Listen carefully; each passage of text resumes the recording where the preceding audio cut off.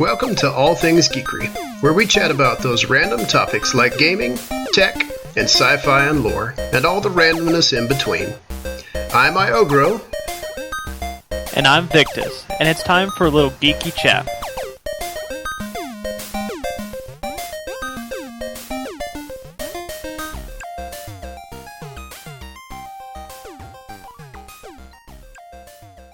This marks the launch of our very first episode, and we're excited to have everyone with us. This week we take a look at the world of virtual reality, where it came from, where it went, and the comeback. So Fallout 4. Yeah, so I haven't played Fallout 4 like everybody else in the entire world itself, but every time my friend comes over, I'm sitting there watching it, and I really want to play it, as, you know, you get to customize things, you get to shoot things, you get to go on quests, and I'm working to that point, but I feel I don't give it justice if I don't play the games before it. It's kind of like grabbing a series of books, and then you go and jump immediately to book 3, and you don't even know what's going on in book 1 or 2. So I haven't played any of the Fallout series, so I don't know what any of the background on the story is for that game. Really? Not surprising. There's a couple games that I know you have played that I haven't played, like your obsession with Lord of the Rings games. I don't have an obsession. I have a modest interest. Well, let's go with that. So the Fallout series itself is based around a world that goes into essentially World War III in the year 2077. What is different about it is that you would expect a world that is in 2077 to be futuristic, using the word evolved, but they take the art scheme and style of 1950s America style, you know, the type of dress, the type of clothing you wear, cars that you drive, and now you're transported 200 years in the future after World War III. Nuclear bombs have gone off between China and the U.S. The world is now a desolate wasteland, and you are a survivor coming out of these vaults. And there's a whole backstory of what the vaults were, and your story as yourself. Each one of the Fallout games, you're a different survivor from a vault, except for Fallout New Vegas, where you're a mail courier. I think that's one of the few where you're not actually a survivor, which is odd. It's one of those where it takes post-apocalyptic to a whole new level and survivability in it. Some of those touch on it so much, kind of like Mad Max. That's another one that just came out that people are very hyped about.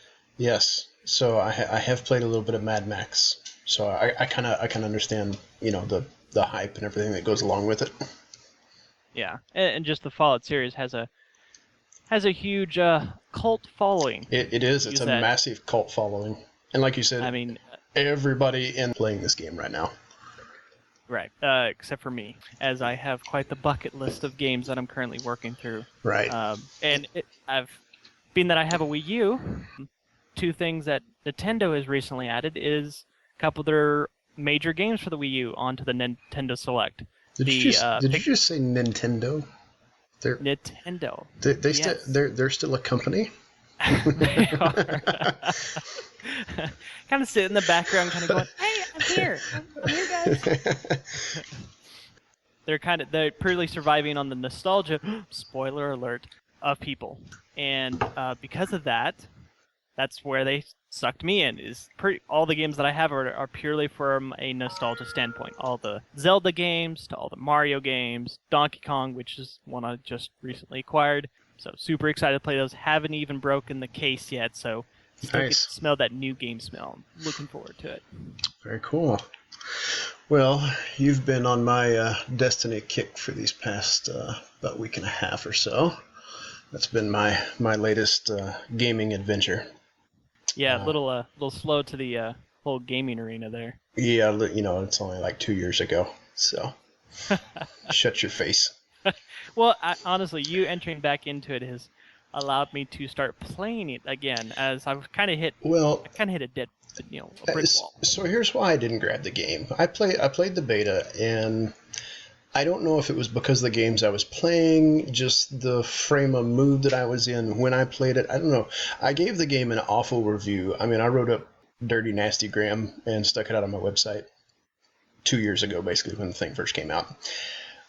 There were good parts to the game. There were so many bad parts to the game, and it struck a nerve with me. I didn't care for it, didn't like it, didn't ever want to buy it. So fast forward 2 years, and now that The Taken King has come out, it's completely changed the way I've played, completely changed my thought on it. Now, there's still some of those annoying tendencies that I found 2 years ago in the game, but outside of the story missions, outside of just the regular grind, the detail in the world's absolutely amazing. So, yeah, I've kind of been infatuated with the game. And, of course, we picked up The Division as well. That's massive hype of a game right now. I've spent like a whole whopping 26 and a half minutes playing the game. Enough to create my character. Yeah, and a lot of people, I actually read an article on not essentially the killer of Destiny, but how Destiny has now gone into a slumber, or even dead. Right. Some people use that term. And they made note that all the streamers that were playing Destiny just a month ago, streaming it like nobody's business, are now streaming The Division. Yeah. Dude, so here's the funny thing about The Division. You get so immersed into the world. It's dark, it's eerie, it's exciting, it's a story that's all entangled together while you're killing bad guys. What better kind of game could you have? Yeah, and this is another one where it's pulling off of people's, use the word obsession with end of the world type scenarios. Post-apocalyptic, everything's dying, and you have to save the world now. Yeah. This one feeds off those people that like, what was that Will Smith movie where it was him and his dog? I Am Legend. I Am Legend. Exactly. That's me. I played the game. I play the game, and I'm thinking about that movie. I'm thinking I'm Will Smith with a big gun and a dog. But unfortunately, I don't have a dog, so. Don't have a dog. You can shoot the dogs. Don't tell my friend J3 Wolfie. He gets really mad about that because he's protective. I shot the dog. Accident. He was standing behind the bad guy, and the bullet. And anyway, there was a funeral procession, and we paid our respects. But yeah, I think of that movie as I play it because it has disease, just like I Am Legend. Right. It doesn't quite have, The Division plays into where you're more of a, label it as the Resistance, I think.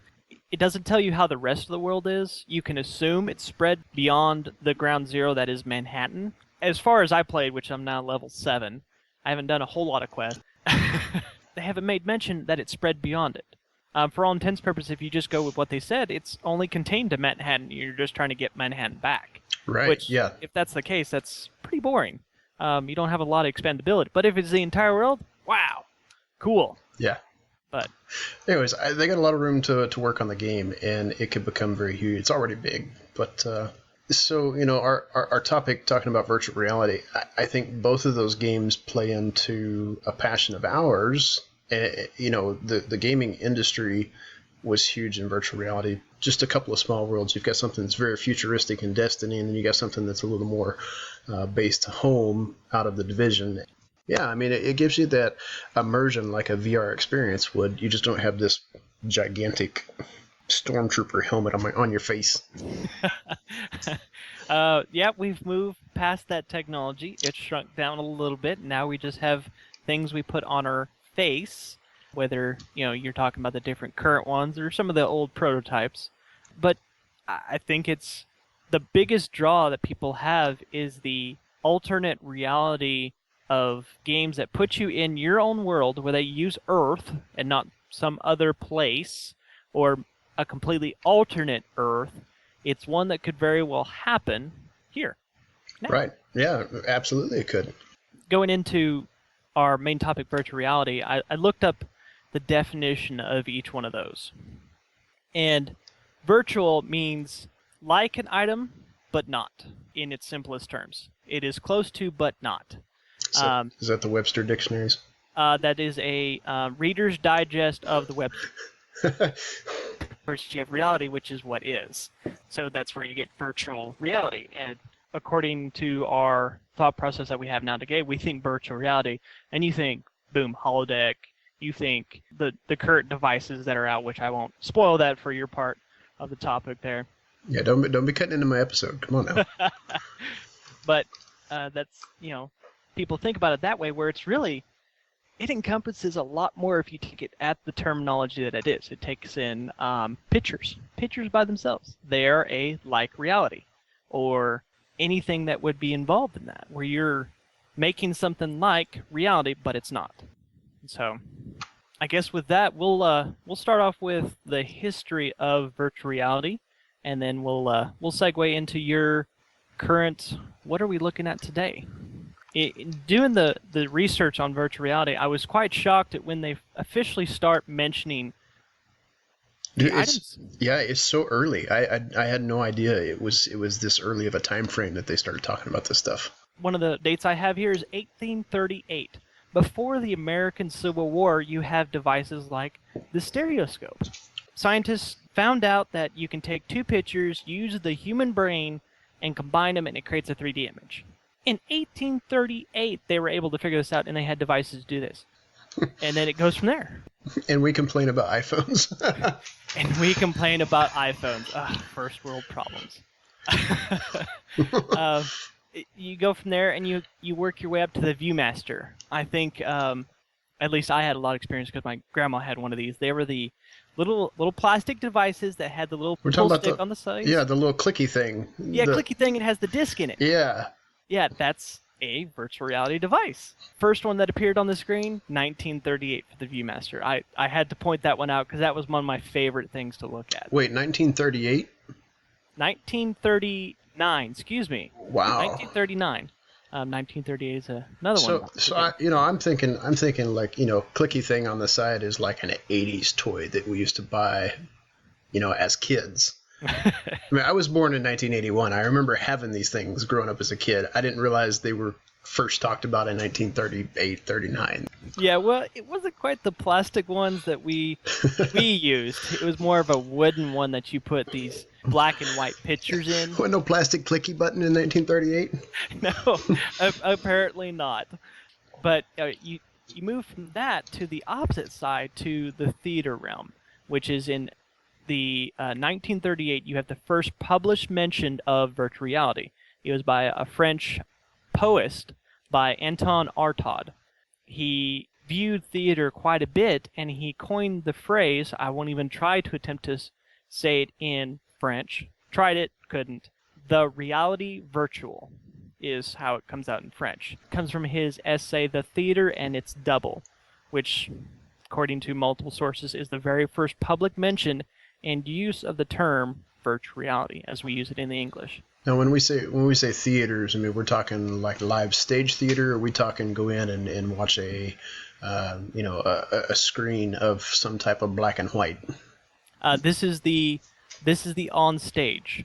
Okay. On stage acting, and he made note that of how it drew you in. It created this alternate reality as you watched it, whether it's a play of Dante's Inferno or a very mystical play involving fairies and nymphs, etc. You move on from there, and there's not a whole lot of mention of, besides our gadgets that we have, there's even some they used flight simulators in 1929. They had flight simulators. How do you have a flight simulator in 1929? Well, it's I mean, it's definitely not the 3D ones we play with on our computers today, like Flight Simulator 2000 or anything like that. But it's basically a big mechanical box. It honestly looks like those toy airplanes you get at the supermarket. You put the quarter in, you kind of rock back and forth with your 5-year-old. It's just one of those, you crank the steam engine to get it going. Yeah, and they would train pilots on it. One little note is that during World War II, we're jumping ahead here in the timeline a little bit, 10,000 of these, what they called blue box, were used to train pilots in World War II. Or I didn't realize that it was because of a flight simulator. Yeah, it moves to that in World War II, and they even talk about it in today. Of course, it's the more up-to-date ones. Moving on to the next advancement in virtual reality, you have the experience theater in the 1950s. The experience theater, and we've heard about it, maybe even some of us have experienced it, is the ones where you go down and you sit in, and it has certain mechanisms in the area that simulate both wind. You see it, you feel it, you can smell it. It creates the whole experience for, I think, some of the theme parks like Disney have. You're right. Yeah, it's no different than, like a roller coaster ride that's enclosed. Right. They spray water in your face like you're going through a waterfall or whatever. Right. Except for this one didn't have all the fancy electronic gadget. It was purely a mechanical device. Interesting. I didn't realize it was so early they created these. I think the first one was created by a Morton Hellig. He was the one that first created this experience theater being a full mechanical device. It's funny to think this many years ago, people were already in a very futuristic mindset. I mean, for somebody to think of an experience theater in a mindset of, okay, if you sit down and you're in a car ride, well, what are some of those things you're going to feel? Is your hair going to blow in the wind? Are you going to get a bug caught in your nose? I mean, what 1950s, and people were already thinking about this kind of stuff. Yeah, I mean, we were coming off the cusp of World War II, and here we are still creating stuff. We are still designing stuff to enable the future. Think about the future. I mean, right in this time frame, you're getting the books and the movies that are talking about us having flying cars in 2001, or anything like that. Lasers or robots. You're going to go way out there with a lot of these movies in this time frame, and here we are designing this stuff. Going from the 1950s, 1960s, you have another brief period there where there's not a whole lot of advancement, but then you have a guy from the name of Gene Dolgoff, which has built the first holography lab. And you won't believe at 1964 what he created in this lab. He created 3D movies, 3D images, and, get this, 3D TVs. In 1964. 1964, he's creating 3D TVs. When was the first color TV? When did that first come out? Colored TV. Now that's a good question. Colored, I would say. It was what, like 56? 53 is what it has. 53. Here. Okay. So from 1953, that's the first idea of ever. People were so used to black and white. People even before that didn't even know what a TV was. Most people back then, unless you had a ton of money, you didn't have a color TV, let alone a black and white TV. And this dude in 1964, just a tad over 10 years later, is creating a 3D TV. 3D TV. Of course, this is probably something that would take up the entire room, or just the operations to run a little 6-inch screen would probably take up the entire room. But still, he was creating 3D images, 3D movies in his lab in 64. And you often wonder, so we spent the last 50 years, I mean, yes, our technology is fantastic compared to then, but we're just now coming full circle to get back. So it kind of boggled my mind when I read that. Moving on to, you jump a little bit and you come to a very, very genius inventor, Ivan Sutherland, in 1968. Now, this is a name when I came across, it's like, I've heard of him before. Heard of him. He created probably the first head-mounted display for virtual reality. This was a fairly ugly contraption, but it was so large it actually had to be mounted from the ceiling. I mean, so are we talking projector here? No, this is a head-mounted unit that you came in. It was lowered over you, but it was so heavy to keep the weight from being on the human body, it had to be hung from the ceiling. I wouldn't want to be the test. Okay, let's lower it down. Let's make sure we got those struts in place. Crash. I wouldn't be surprised if that happened a couple times. Then you have, of course, the iconic 1974 Star Trek animated series introduction of the holodeck. Yes. Yep. This is where all the fanboys growing up have seen it and have wished it and dreamed about it, is a holodeck that you can come in and say, computer, enact environment, Wild Wild West. Plays out right before you. If you are ever considered a geek, you know what a holodeck is. I'm just saying. That's one of those has-to geek cards right there. If you don't know what a holodeck is, you can't consider yourself a geek, a nerd, any type of technologist whatsoever. I'm just saying. Just saying. On a side point, kind of surprised that the newest Star Treks don't have them in the movies, but I know. I was so disappointed. That was one of my favorite parts of the show back then. is watching them go in and do the holodeck, and of course, you get the big movies and all the big actors. Okay, whatever. Too good to have a holodeck.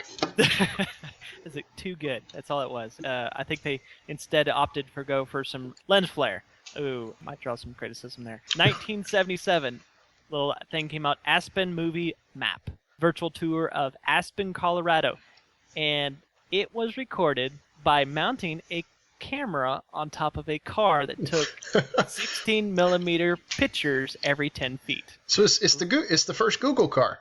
That's it. In 1977. That's awesome. With a stop frame camera. Stop frame camera taking 16 millimeter pictures. Moving on, you have 1980s came out with the data glove. So that's the first implementation where you have people actually interacting with a virtual reality. This particular one's very prototype, so it just messed with wireframes on a computer, but had your first interaction there besides any type of machine. 1990s, you have the explosion of the first generation of virtual reality arcade items. machines. Arcade machines. The price tag on these was astronomical. Oh my gosh. Like 50, 60 grand we're talking, right?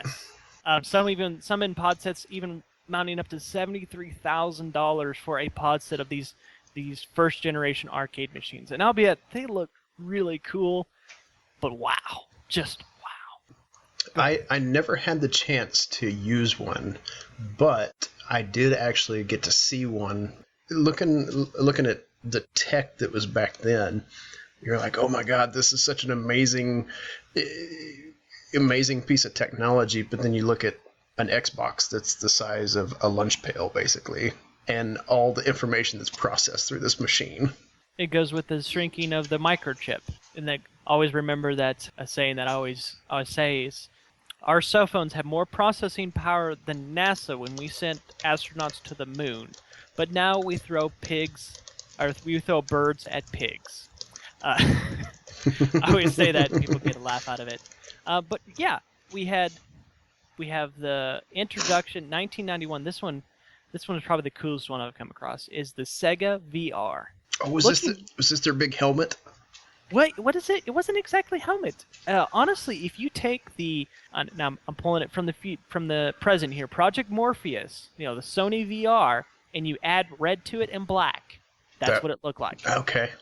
It really just looks like a more 90s version of that device, but red and black. And I'm sure the video graphics were of the 90s quality as well.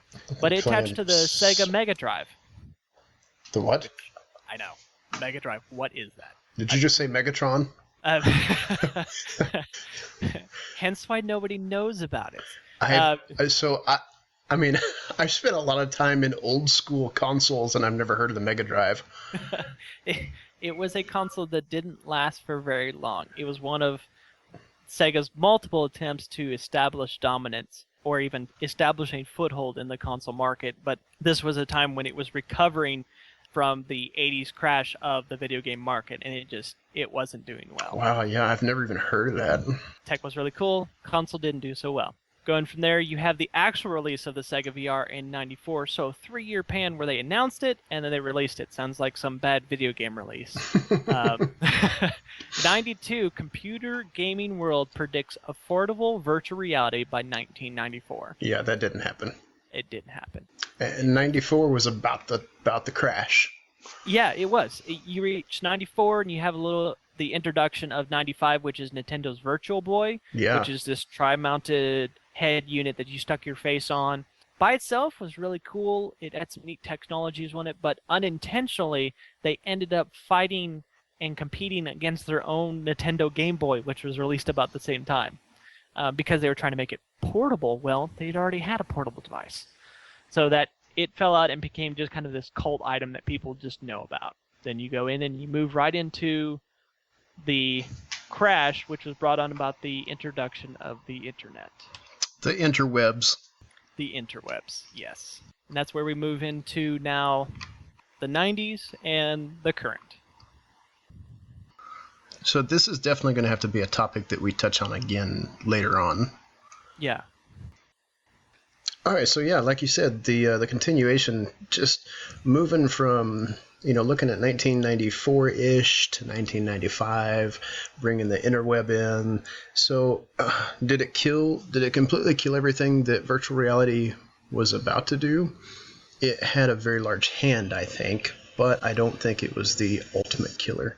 There were a lot of things that VR, a lot of hype, a lot of speculation of what it was going to do, and it just never delivered. So just kind of a quick walkthrough real quick. This is by far one of my favorite movies ever in history. But when it came out, and watching it in 1980-ish, whatever time it was that I got to watch it, to now, 1982. It was 1982, yes. When it was released, it was Tron. And if you don't know what Tron is, then just stop listening to this podcast now, okay? We'll just take that geek card back, thank you. It's like taking the man card away, we'll take your geek card. So yeah, Tron, it was the very first movie that ever depicted virtual reality in Hollywood. Now, I'm sure there were others that thought about it, but Tron was kind of the one who kicked it off. Was that kind of a precursor to what we were going to see in the rest of the movie eras? No, not really, because VR didn't really take off. They thought it was going to. You've got films like The Matrix, per se.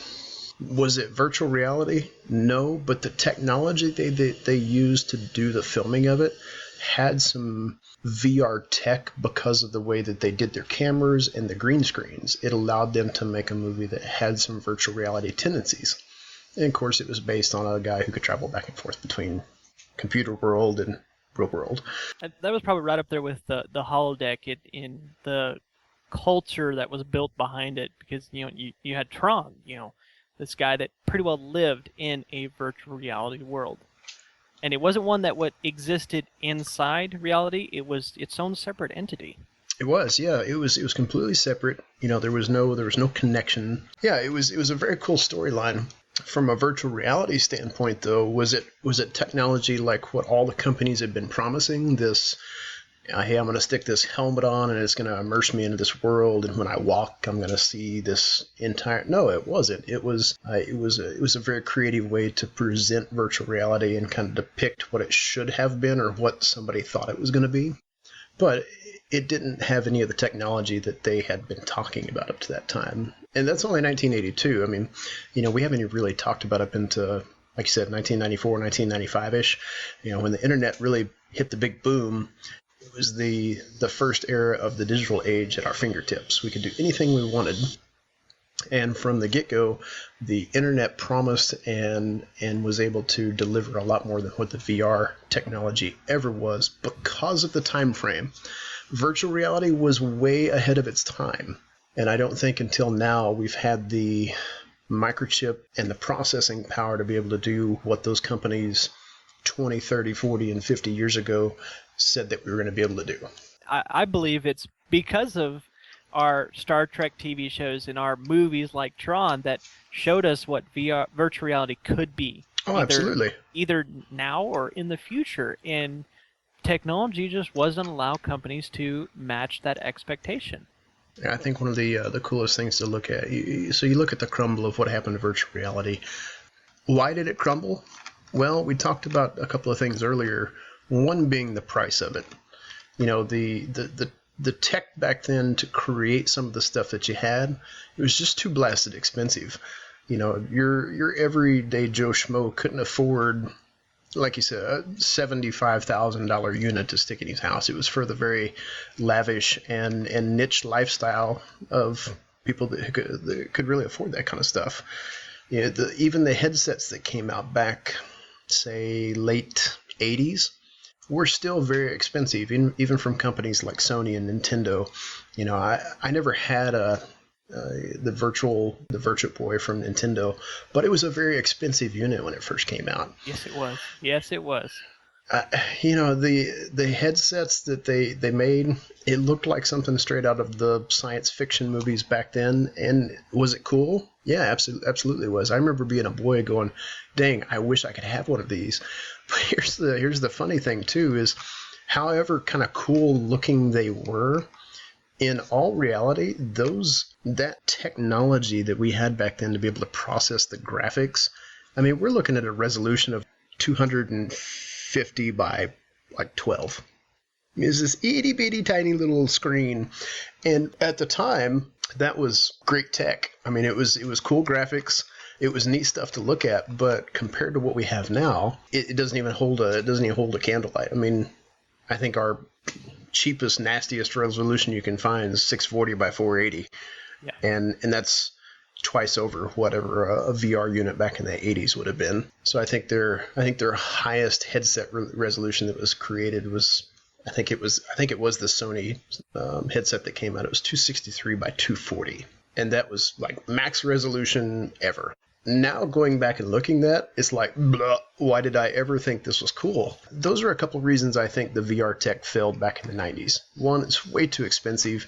The technology, it just couldn't keep up with the time of what was actually being promised to what people expected it was going to do. There was a huge disconnect between the audiences that they were really trying to reach. I do remember back in the early 90s, there's massive medical push that happened. There was the big wave of, doctors will have this virtual reality set where they can see bones and muscle and skin tissue, and they'll have this headset that'll show them all this stuff. I mean, that completely disconnects a person's emotion and everything that goes into why they do what they do. If you've ever worn like the Google glasses, for instance, couple of guys in my office, they got onto the beta program when this thing first came out, had a couple of them. I was able to try them on, and it is the trippiest thing ever, having an information display right in front of your eye and still trying to walk and talk and see the things that are coming up. Our generation, and even our previous generation, we had technology that created a multitasking environment. I don't think our brains and eyes were ever meant to multitask in that function. The whole medical fail of, hey, and by 1996, we're going to have these surgeons that can do all this virtual reality and they can see all your problems and take it. And no, it just never happened. It was just too expensive to do, and the technology wasn't there.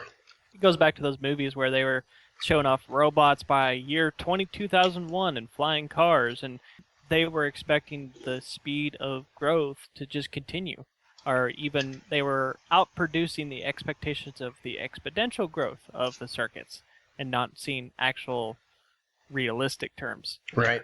Yeah. A couple of other reasons I think the VR market back in the 90s failed is their marketing of it. Again, their marketing was basically crap. It really was. And you had people that suffered from motion sickness. Well, guess what VR does? It puts you right smack dab in something that your brain doesn't know how to handle. Even for a game like The Division, our very first warning screen that comes up for this game is, if you suffer from motion sickness or epileptic seizures, this game is not for you.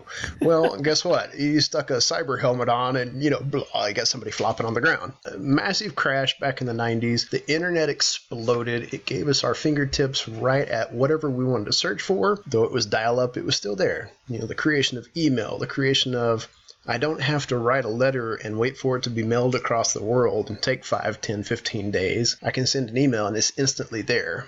Yep. And that gravitated to people's needs more than, I want this big shiny silver helmet stuck in my head and it's going to give me a fake golf club and I can go swing at a ball. Right on. No, that's not what people wanted. And I honestly think that's why the VR market failed. Yeah. Now, does that mean that virtual reality doesn't have its place? No. I think for the most part, the virtual reality realm that we got to see for games and the entertainment era, I think that portion of virtual reality came much before its time. I think we're just now in the generation, say 5 years ago, to where we got to see the virtual reality tech actually able to do some of the things that we heard 10, 15, 20 years ago. The movies, the entertainment business, even down to some of the games coming into, say, the early 2000s. VR is starting to get some ramp up again. And again, it's always been this thing of kind of nostalgic feel to it because it's so old. We've always heard about it. Never really had the big hype But now we're starting to see a big push for it again. Companies like Oculus Rift, they've made a massive breakthrough into the realm of virtual reality. You see things like flight simulators, NASA training programs, even virtual reality down to our military programs. The VR tech has been there, but just not for an entertainment market value. And I think that has to do with the technology. The technology is finally getting to the point both with cost of the creating a product for the user, the production of that to the masses, and the technology to support it. Those three things has allowed current VR to, I believe, to be where it's at, to actually be a viable counterpart to our normal gaming apparatus, which is either a computer or you're holding the controller in your hand. Right. I remember the hype about every personal computer that you bought back in the 90s. It was going to come with this virtual reality helmet that allowed you to do all this just amazing stuff with your PC. Yeah, that never happened. I think VR's come a long way. I think there's a lot of really interesting and very diverse companies that are coming up. Just going back and looking through a history lesson back in the 90s when the Hubble telescope was launched. Again, this is practical use for what NASA was doing, government use, but still, Hubble telescope launched 1993, and there was a giant meteor basically went through the side of the lens. Okay, how do we fix this? It's 100,000 miles from us now. Well, they had virtual reality tech for simulation, so NASA put their brightest and best at work and created a virtual reality center at the Johnson Space Center and gathered this team and started prepping, started training the team.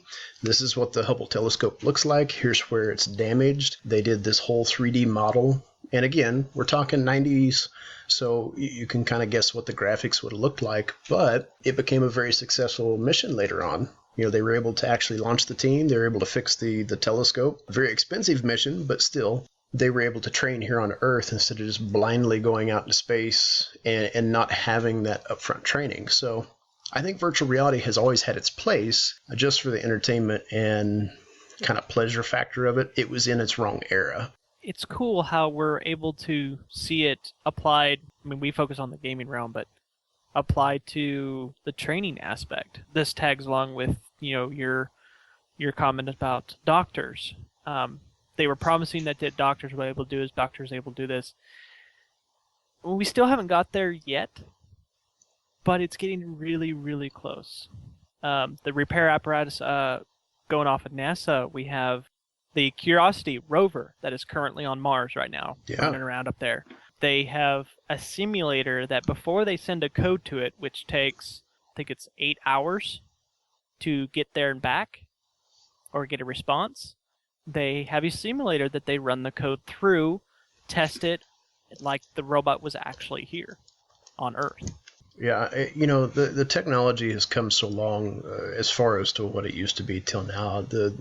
The amount of information and data that can be processed through that stuff is mind-blowing. So as far as I think how we kind of wrap this first episode up, and again, I do want to end on the Oculus Rift because I think that's the newest and brightest piece of tech out there right now for the virtual reality realm. Anyways, that's kind of what I've seen. So Oculus Rift, what is it that Google's coming out with? Well, you have the HTC Vive. The Vive.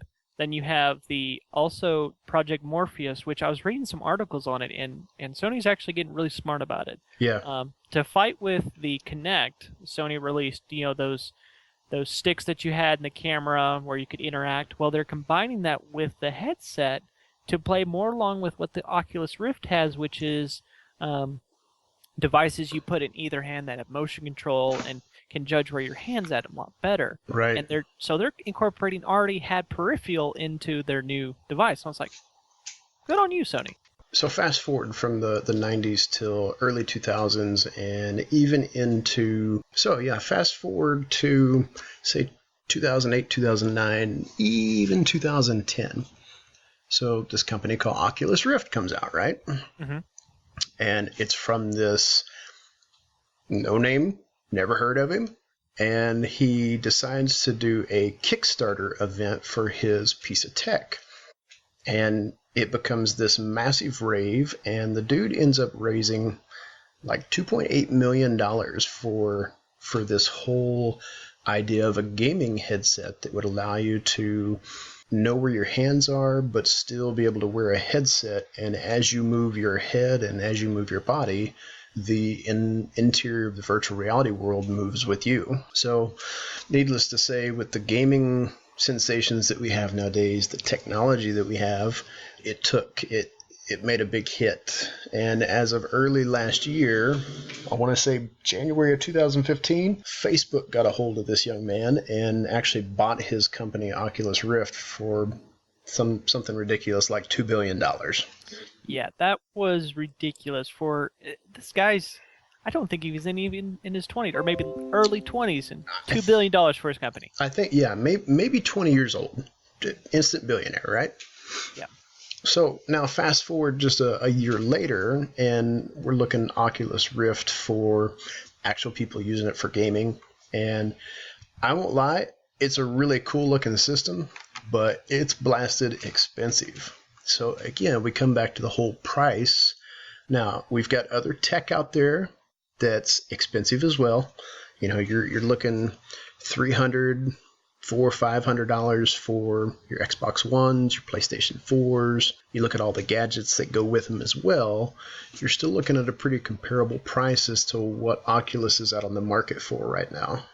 I haven't personally used one, but from the tech that's been given, it's a big hype right now, and I think that's where the market's really going. There's a big use for it. I think outside of even just gaming right now, I think that technology is going to continue to increase for, you know, your medical industries, your military.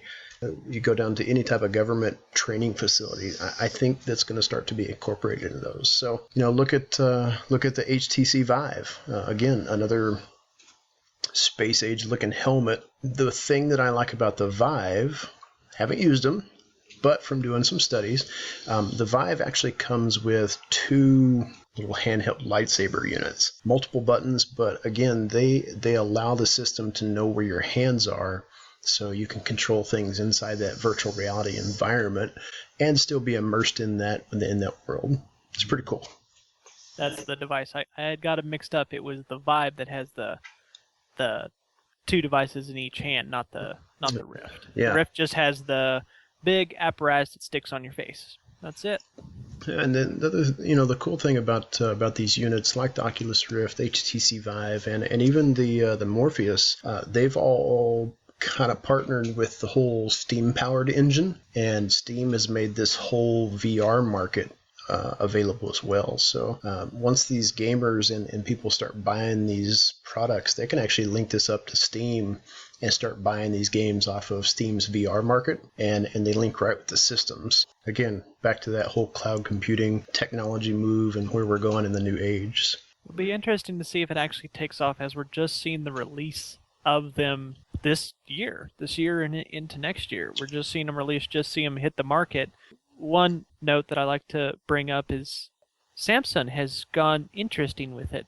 Instead of releasing and doing research and creating this big apparatus like Oculus Rift, Vive, Morpheus, they've taken devices that are already in your hands, your phones, and they've created a cradle that you just fit your phone in on, it's on your face, and there you go. You have an Oculus Rift or Vive type device. I think their one is called the Gear VR. Then you make mention of Microsoft's also not quite VR, it's more augmented reality. Their HoloLens. The HoloLens. Yeah.